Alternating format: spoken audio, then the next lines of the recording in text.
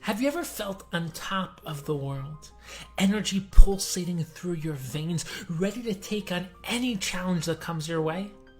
Most people at some point in their lives have felt invincible, unstoppable, almost godly. And yet, these very same people have, at other points in their lives, felt weak, incapable, deflated, and worthless. If we take a step outside ourselves and realize that everyone experiences this, we're likely struck by how strange and paradoxical this is. How can we feel so capable and then so powerless, so brilliant and then so worthless, so full and then so empty in such a short span of time, or maybe even simultaneously? There's a fundamental truth that lies at the root of this experience, one that sheds light on the inner meaning of a very strange event in this week's Parsha, Parshas Korach. The story of Korach is often classified as one of rebellion, but it can also be seen as mistaken idealism, a philosophical challenge, or misplaced spiritual yearning. On the surface level, it seems that Korach attempted a coup, rallying supporters from amongst Klal Yisrael in an attempt to overthrow Moshe and Aaron's leadership. Chazal, however, add multiple mysterious layers to Korach's attempted rebellion that far surpass the idea of a typical attempt to simply seize power. The Midrash fills in the background behind Korach's argument, explaining that the specific contentions that Korach brought to support his case were more than the actual psukim themselves say. What does the Midrash say? It says that Korach challenged Moshe as follows: should a room full of Sfarim require a mezuzah on its doorpost? In other words, should a room full of holy objects require the finishing touch of a mezuzah affixed upon its doorpost? And similarly, Korach asked, should a four-cornered garment made completely of tchilas require tchilas in its strings? Meaning, if the garment itself is made of tchilas, why require additional tchilas in its strings? Now, these questions simply led up to Korach's main question, which is the question in the pasuk itself, which is that if the entire Jewish people, the entire Jewish nation is holy and exalted, kol ha'eda kulam kedoshim, then why should you, Moshe and Aaron, hold uniquely exalted positions of power? In other words, why do we need you as spiritual leaders if we are all, in fact, spiritually perfect? And although one could possibly find elements of truth in Korach's claim, his approach and his arguments are critically flawed and ultimately lead to him being punished severely. Now, what happened? The psukim say that the ground itself opens up like a mouth and it consumes Korach and his followers and all of their possessions. Now, this punishment is strikingly unique, a fact that's not merely coincidental. As Moshe stands up to Korach's claims against his leadership, he specifically asks Hashem that Korach be punished in a new, unique, and unnatural way to prove that Moshe indeed acts only as a messenger, a shliach of Hashem.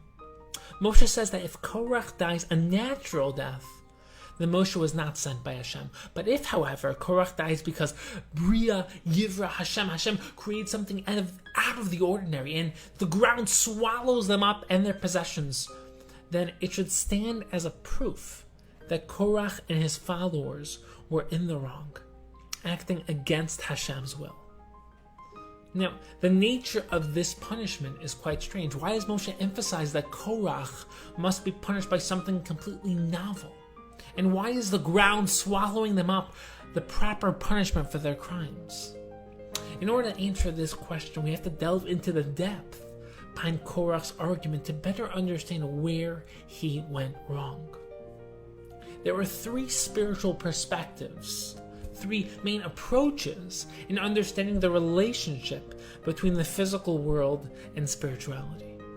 The first approach is that of monotheism, which centers around the concept of one God.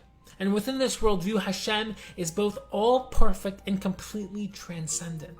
He resides beyond the universe of space and time, almost detached from the physical world.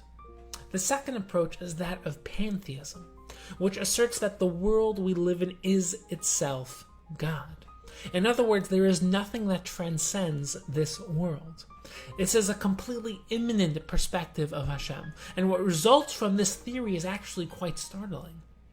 If Hashem is the world and nature, then humanity is actually part of Hashem himself. And the common understanding of pantheism is that Hashem is the soul of the universe. The physical world is the expression of Hashem, but there is nothing more than Hashem other than what we see expressed in the universe. And the problem with this perspective is that it puts limitation on Hashem. For Hashem is nothing more than the universe itself. And furthermore, this breaks down the concept of halacha and boundaries. If one is part of Hashem, then one can easily claim that whatever he or she does is in fact the will of Hashem. Lastly, with pantheism comes a complete breakdown of boundaries. There's no difference between me and you, or between me and this rock, or even between me and Hashem, because after all, we're all Hashem anyways, right? And that really leads to this third approach, which is a more nuanced version of monotheism. It's called panentheism, which is a synthesis of these two extremes, and the perspective of most Kabbalistic and mystical thinkers.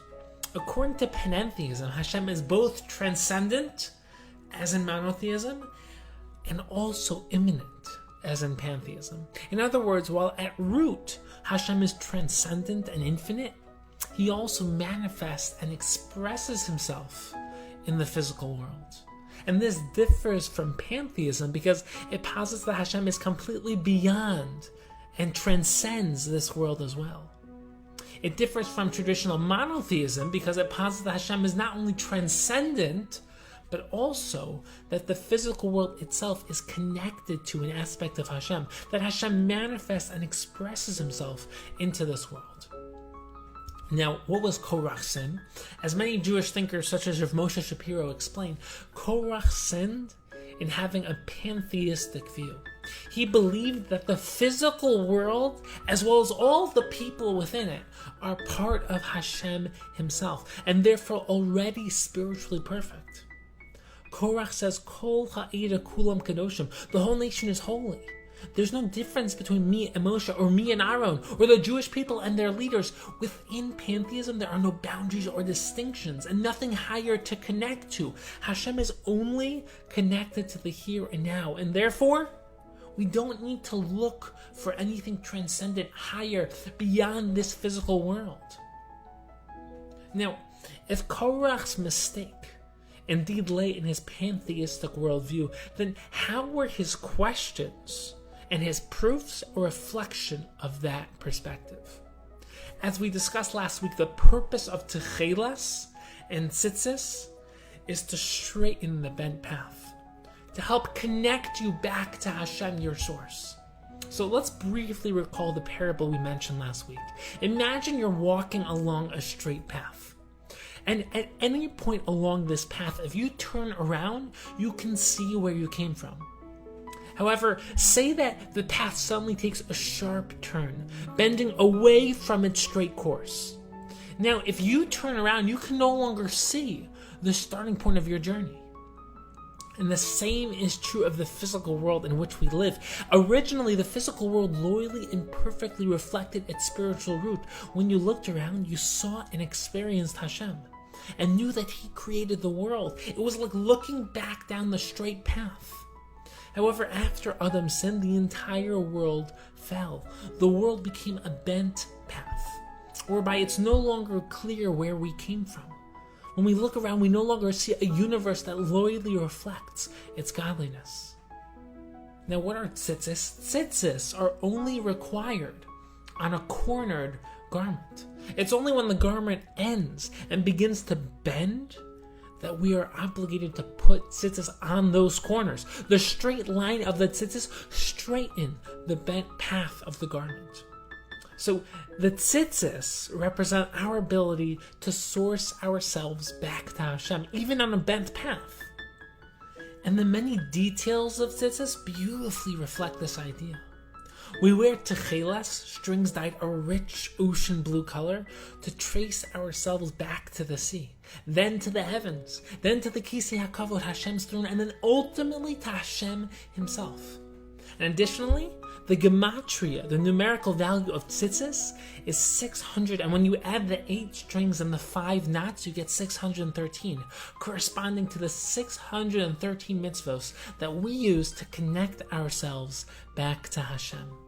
Korach claimed that 4-cornered garments made up of tchelas were already spiritual, and therefore didn't require additional strings of tchelas. In other words, he claimed that spirituality can be self-contained, confined only to the garment itself, without any need to connect to a higher source beyond the physical world.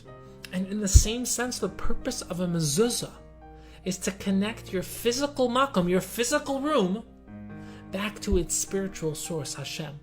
So whenever you enter a room, you're immediately reminded to source yourself back to Hashem.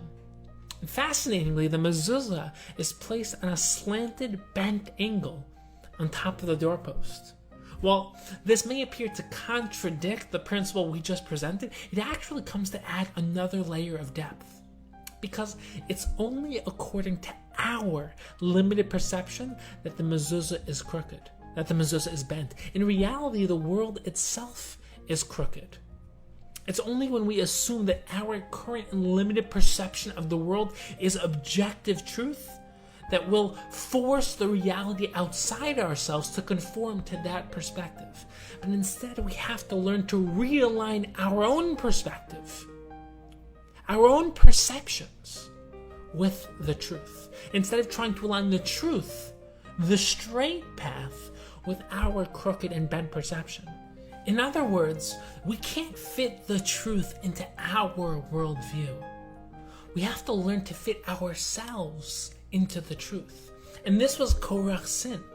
Korach claimed that a room full of svarim, spiritual books, was already a spiritual room and didn't need a mezuzah. It didn't need to be connected back to any outside spiritual source, since the physical world can be self-contained and independently spiritual. In other words, Korach rejected the idea that we have to straighten the bent path. He claimed that the physical world was already straight and therefore doesn't require any more straightening. This is what he meant by Kol Ha'eda Kulam Kedoshim. He asserted that all of the Jewish people were already perfect, and as a result, Moshe and Aaron had no right to maintain any form of leadership.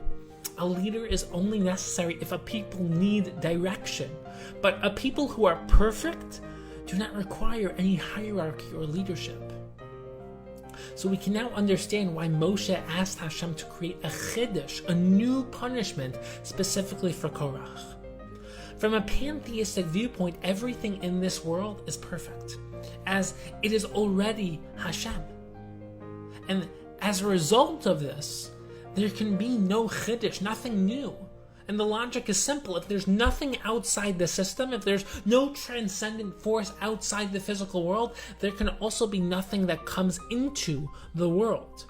For example, if there's nothing other than the 7 notes in the musical scale, a new note cannot be created. Once you limit the system to what it is, nothing new can be added.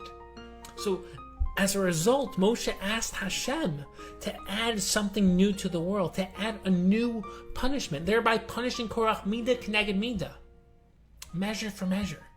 The very claim he made would become his punishment. He claimed that there's nothing outside the limited framework of the physical world. Nothing new can be added. So as a result, Hashem created a new punishment just for him.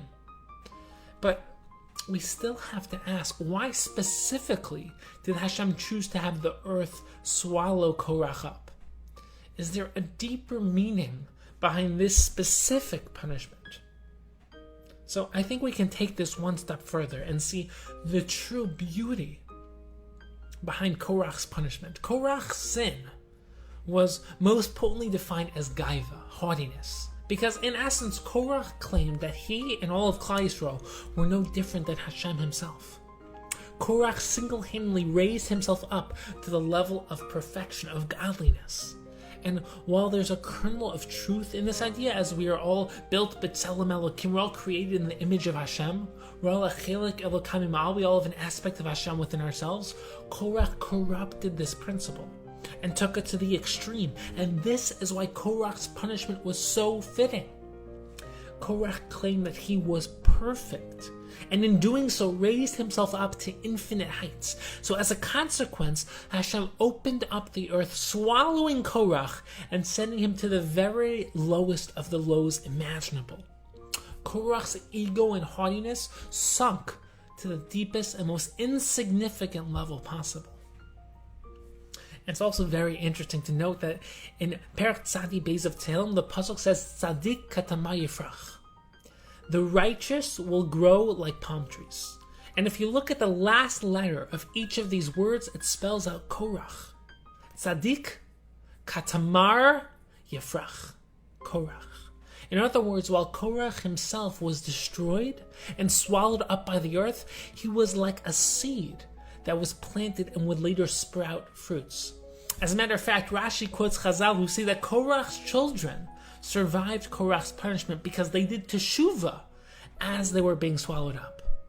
Now, can you think of anything more profound and inspiring than this? Korach's entire claim lay in his belief that humans are already perfect and are therefore already godly. In other words, since we are already perfect, we not only don't need to change and grow, but we can't. It's impossible. We're already perfect. Something that's already perfect cannot change, cannot grow. It must remain static.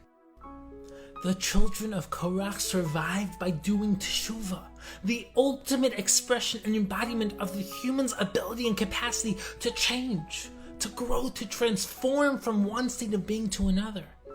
The seed was planted, and the righteous palm tree sprouted. It's no surprise that many years later, Shmuel Hanavi came from the seed of Korach, a tzaddik who devoted his life to climbing the spiritual ladder of growth and traveling across Eretz Yisrael, inspiring others to do the same. Korach's pitfall resulted in his actual pitfall. But we can be inspired from Korach, to learn from his mistake and harness the ability, the beauty of being human.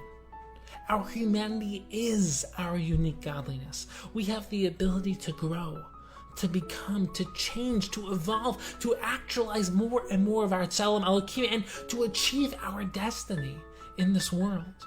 We aren't perfect. We're becoming perfect. We aren't Hashem. But we are meant to be striving every day to come closer and closer to Him.